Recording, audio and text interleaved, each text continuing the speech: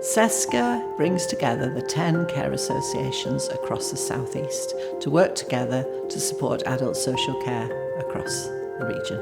I'm Erica Lockhart and I'm Chair of SESCA, the South East Social Care Alliance. I also lead on the International Recruitment Project. Circumstances in the South East were very different, not only because of house prices and accommodation, but shortages of workforce were just terrible. So we felt we ought to have a voice for the South East, and that was the bringing together of all the care associations under SESCA. The government, realising the workforce crisis in both domiciliary care and care homes, gave money to local authorities to help with international recruitment. We would give grants to support employers who wanted to bring in an international recruit. One of the big issues with not being able to recruit is not being able to provide a stable staff team for the residents, so you don't get to know your residents, the residents don't get to know the staff. We originally started recruiting internationally because we couldn't get any staff locally, so being able to sort of recruit internationally has been amazing. It's been really good for the home and I think really good for the sector. Agency staff are wonderful, they really are. They filled the gaps a few times over the years, but they don't replace permanent staff.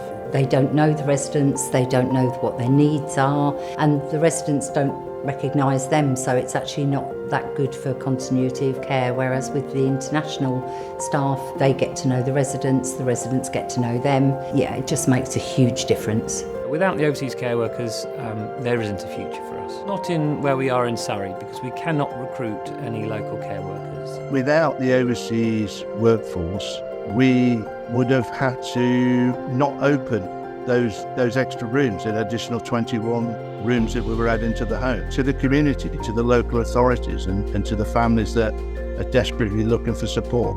We provided a lot of advice and support because it was quite a complex situation for people, providing training for care associations to facilitate learning really around the whole process of sponsoring international workers so it was done right. We had our licence, we didn't really know what we were going to do with it. SESCA and the material they put out is vital for that. With Erica and her team's help, we navigated through picking up on the sort of the unethical elements. Recruiting your team is a challenge for everybody. So actually the website and all the training and all the advice that SESCA can offer really helps that smaller group. The important thing is getting the right people in the right place at the right time. Part of the process is putting in place certificates of sponsorship, known as COS. What this is actually a certificate that is presented to the applicant, so then they can go and put this towards the application for their visa. It kind of gives them a gateway into the Home Office to let them know that they do have somebody who is willing to sponsor them, so it kind of allows them to be in the country. We provide accommodation, support with opening bank accounts, with registering with GPs. The process is dependent on where the staff member is at the time. So if they're already in country and it's a visa transfer, it's a shorter process, or it can be weeks. But if they're not in country and you're sponsoring from sort of scratch, it can be months. The process is quite long because it takes around 3 to 4 months depending. They arrange the transport for me, the accommodation as well. Process was quite easy. They helped me each and every step of process. When you are working on international already, it's quite easy, unlike when you are in the Philippines. It took me, I think, 6 months to process. I have to go back home to the Philippines to process some of the documents and requirements before I come here in UK. What you have to realise is that international workers don't have any right of access to further education. So it was an important part of our plan to provide extensive training. If you're going to sponsor staff, you need to go into it, I think, with the right outlook and the right attitude. You need to be prepared to help. You need to step outside the box. You need to be, prepared to put time into people, and then people put time into you, which then makes the home better for everybody.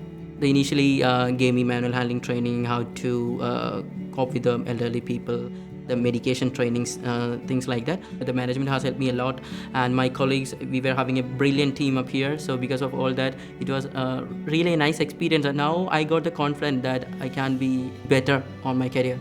Every month we get trainings here.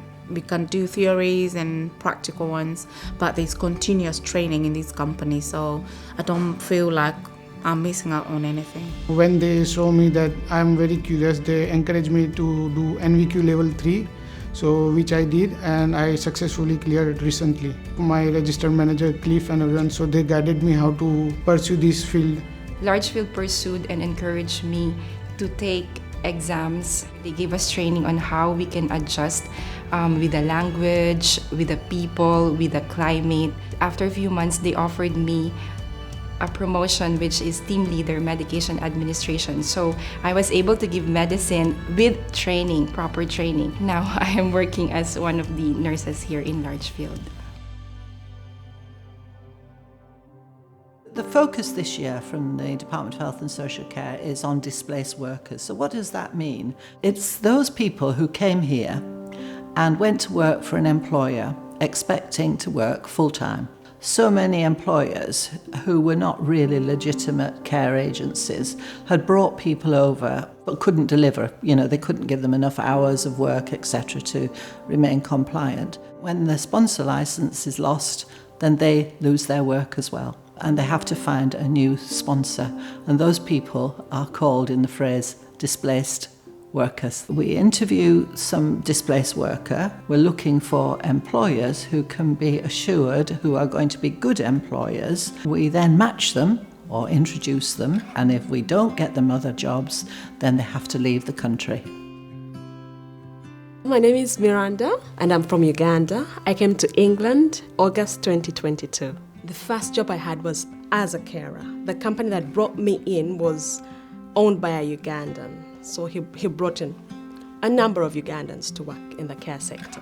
And then they kept telling us that they needed to spread the hours so that everybody gets a bit of work. And we understood, and we waited October, November. We had bills to pay, we had loans to service. Most of our friends who had come in from abroad had called the Home Office, and the Home Office had helped them. So we called the Home Office, and the CQC came in and investigation and called some of us and interviewed us about what was happening, and we told them we don't have any jobs to do, we don't have any money, and the company was closed down.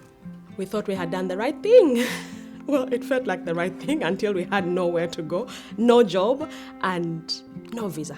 The second job, she was really looking for people to work, so we were very happy to join her. And as soon as we joined, gosh, it was another mistake. She was manipulative, she was abusive, emotionally. We were also overworked.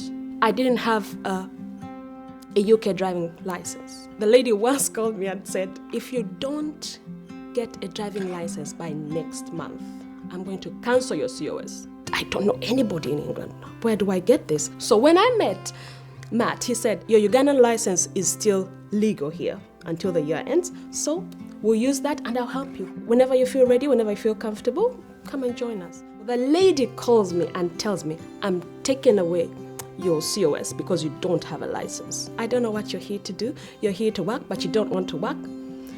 So when I heard those words, I said, okay, it's time to run. So I joined Matt, and oh my God, before I just wanted to run back home. But now I'm very happy. Miranda is a fantastic care worker that joined us from Uganda. She's been an absolute blessing to us all. We have 4 overseas care workers working for Home Counties Carers. It's a great blend across the business, having combined local care workers and overseas care workers. It's absolutely paramount that our carers are happy and are able to deliver the best service.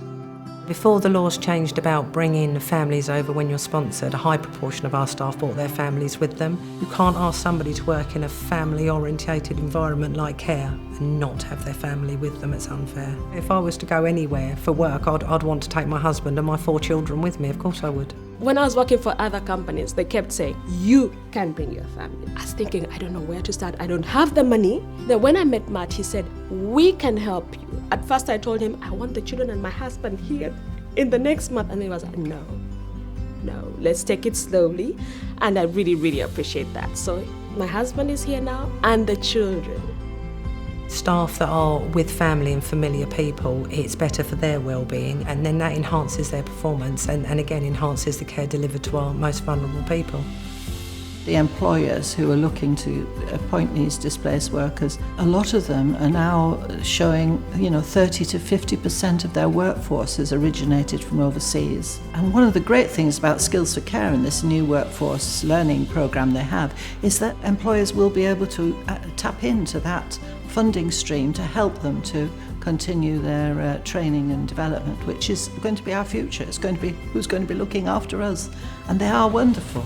At the end of the day, this is about finding the workforce, the right workforce, to have the best possible care and support that they can. It's really worthwhile.